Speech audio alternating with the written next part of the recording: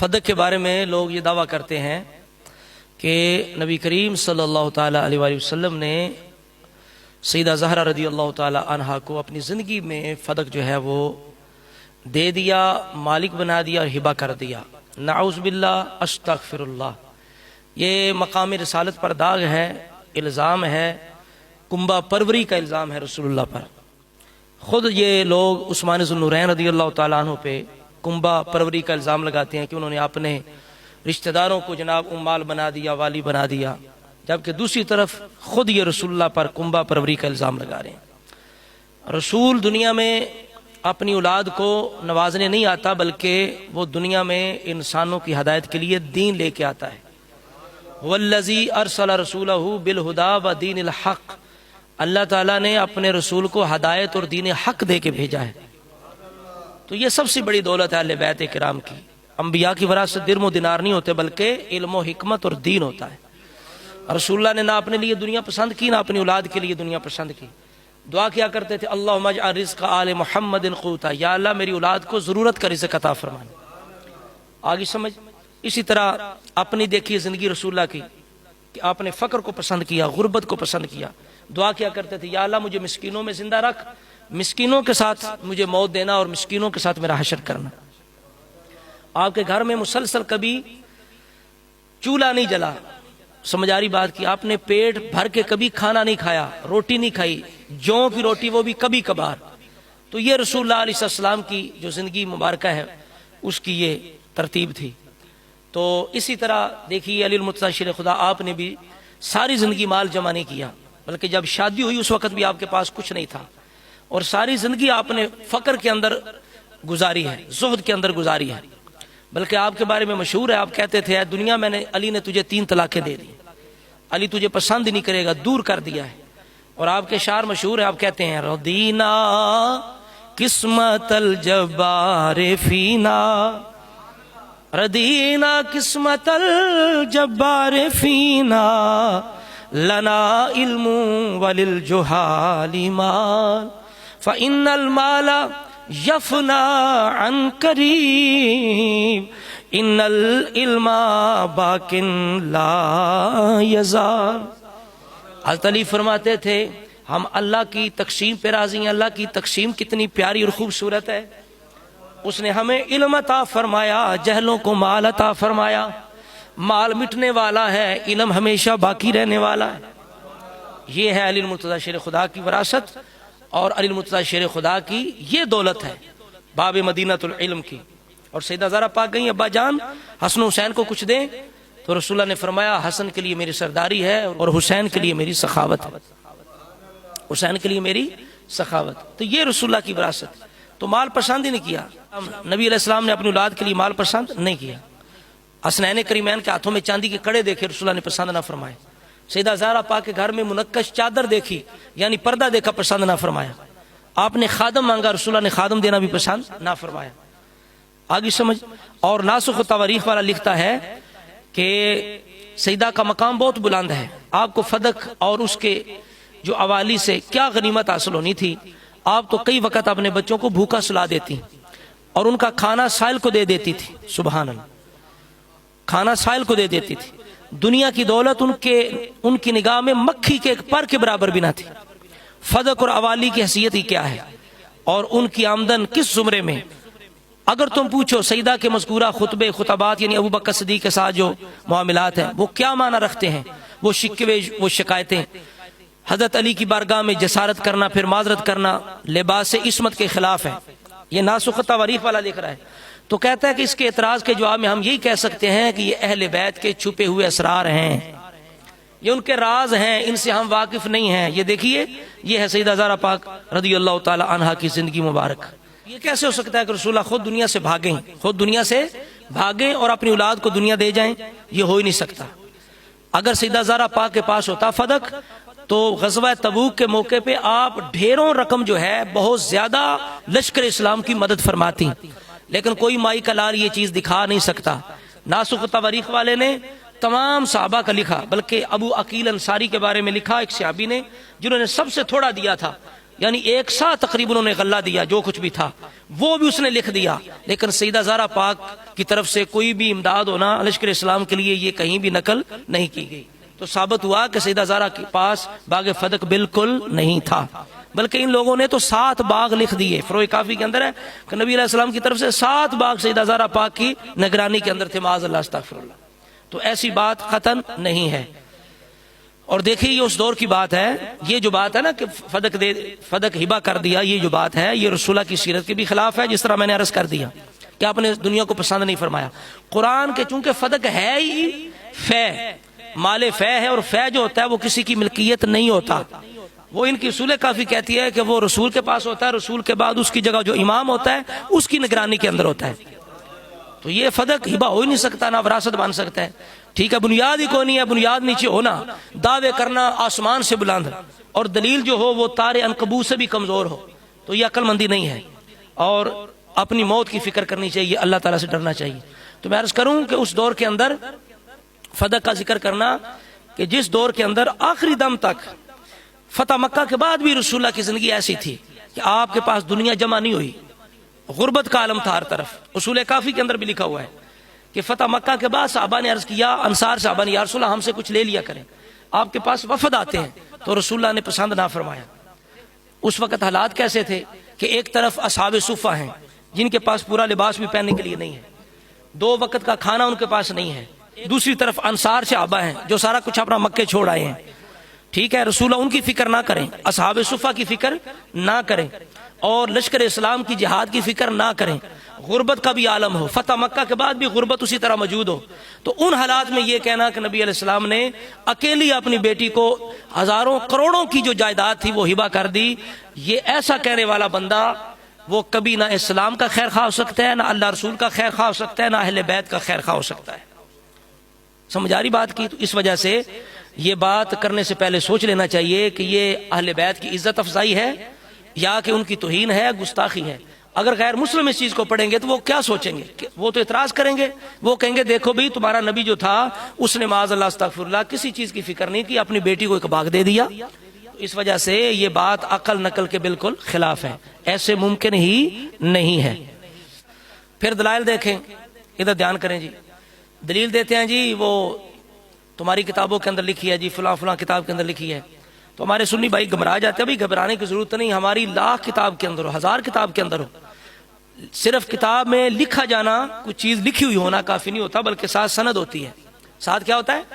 سند ہوتی ہے۔ الحمدللہ اللہ تعالیٰ ان محدثین کی قبروں پہ کروڑہا رحمتوں کا نزول فرمائے جنہوں نے ایک ایک راوی کا پورا تعارف لکھ دیا کہ یہ بندہ کون ہے، اس کا عقیدہ کیا ہے، یہ کب پیدا ہوا، مرا کب، ساری چیزیں انہوں نے لکھ دی۔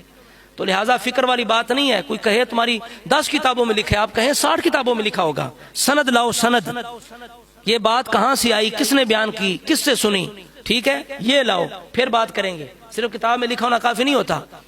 تو میزان الاعتدال کے اندر بالکل اس سند کے بارے میں یہ لکھا گیا ہے کہ یہ باطل ہے، اور اس کے اندر جو راوی ہیں وہ بھی رافضی ہیں، اہل سنت نہیں ہیں، غیر معتبر ہیں، اور موضوع روایت ہے۔ عطیہ کوفی ہے، محمد بن صاحب کلبی ہے، یہ بالکل اہل سنت کے بندے نہیں ہیں۔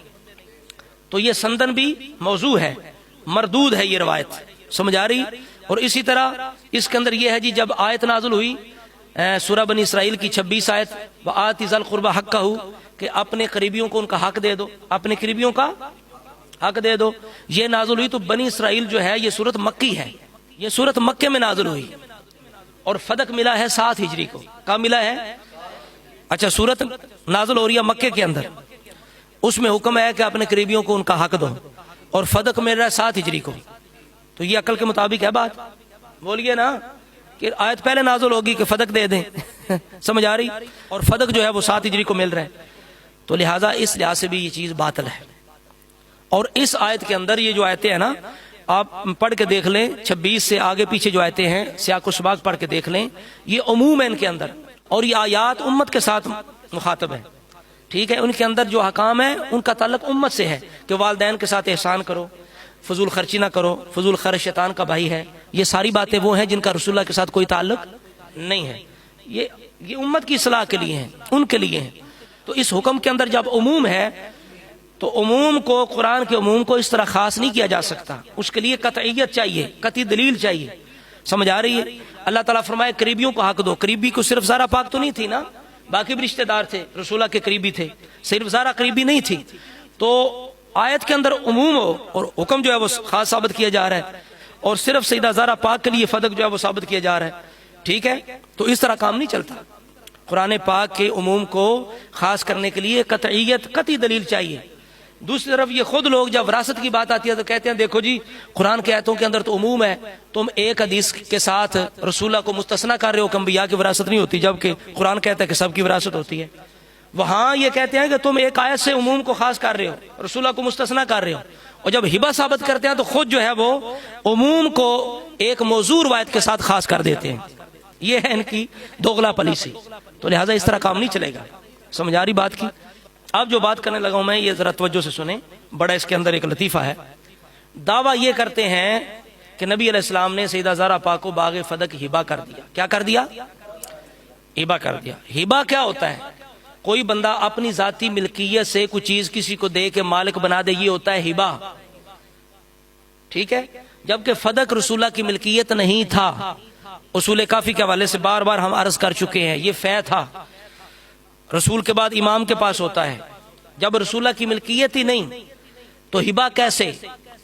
اگر ہبہ کہتے ہو کہ رسول اللہ کی ملکیت تھا، ٹھیک ہے، رسول اللہ کی ملکیت تھا، ہبہ کہتے ہو، تو مالک کون ہوئے؟ رسول اللہ. ٹھیک ہے، تو آیت کیا کہتی ہے کہ قریبیوں کو ان کا حق دو. اور قریبی صرف زہرا پاک بھی نہیں ہے، باقی بھی قریبی ہیں، کیا ان کو بھی ملا؟ یہ بھی ثابت کرو. کسی روایت سے یہ بتاؤ کہ رسول اللہ نے قریبیوں میں تقسیم کر دیا، یہ ثابت کرو. رسول اللہ نے قریبیوں میں تقسیم کر دیا. جب یہ بھی نہیں کہتے ہو صرف زہرا پاک کو دیا، تو قرآن کہہ رہا ہے کہ قریبیوں کا حق دو. یہ نہیں کہ اپنا حق انہیں دو، اپنا حق نہیں، قریبیوں کا حق دو. تو جب قریبیوں کا حق ہے تو پھر ہبہ کیسے؟ وہ تو حق ہی ان کا ہے. ہبہ ہوتا ہے اپنی ملکیت سے کچھ چیز دینا، تو حق ان کا تو پہلے ان کا حق ہے، پھر ہبہ کیسے؟ یہ ہوتا ہے، کہتے ہیں جھوٹے کا حافظہ نہیں ہوتا. جھوٹے کا حافظہ، اب دیکھو ہوش ہی نہیں ہے صحابہ کے، بوش کے اندر اس طرح مبہوت ہیں، اس طرح نشے کے اندر ہے کہ پتہ نہیں کہ ہم دعویٰ کیا کر رہے ہیں اور دلیل کیا دے رہے ہیں. دعویٰ کر رہے ہیں کہ ہبہ کر دیا آیت کے نزول پر. آیت کہتی ہے کہ حق دو. حق ہبہ نہیں ہوتا، حق تو پہلے ان کا حق ہے، اور پوری باقی جو قریبی تھے سب کا حق بنتا تھا، اکیلی زہرا پاک کا حق نہیں بنتا تھا. تو ایک عمومی حکم سے صرف زہرا پاک کو خاص کرنا، وہ بھی ایک موضوع روایت سے، یہ کوئی دیانتداری نہیں ہے، امانت داری نہیں ہے، یہ کوئی دینداری نہیں ہے. اللہ سے ڈرنا چاہیے. مر جانا ایک دن، قبر میں چلا جانا، اللہ تعالیٰ کے حضور حاضر ہونا ہے. کون سا منہ لے کے ہم رسول اللہ کی بارگاہ میں جائیں گے؟ اللہ کی بارگاہ میں حاضر ہوں گے. اس وجہ سے ایسی باتیں کرنا کسی بھی عقل مند کو، ذی شعور کو زیب نہیں دیتی. سمجھ آ رہی بات کی؟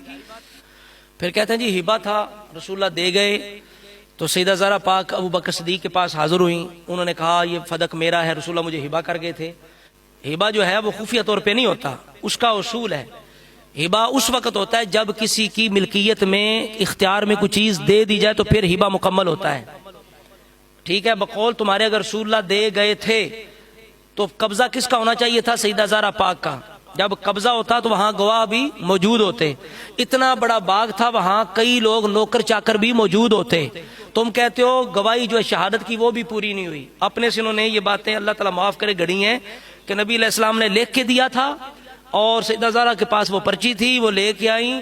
ابو بکر نے تو دے دیا، لیکن عمر نے اس کو پھاڑ دیا، پاؤں کے نیچے اس کو مسل دیا، تھوک دیا، کیا کیا کیا، معاذ اللہ، استغفر اللہ. سمجھاری بات کی؟ یہاں تک ان لوگوں نے صحابہ کی گستاخی اور توہین کی ہے. سمجھاری بات کی؟ بھئی اگر ہبہ ہوتا تو نوکر چاکر ہوتے، گواہ ہوتے. ٹھیک ہے، گواہی کا جو نصاب ہے وہ پورا ہونا تو کوئی مسئلہ ہی نہیں تھا.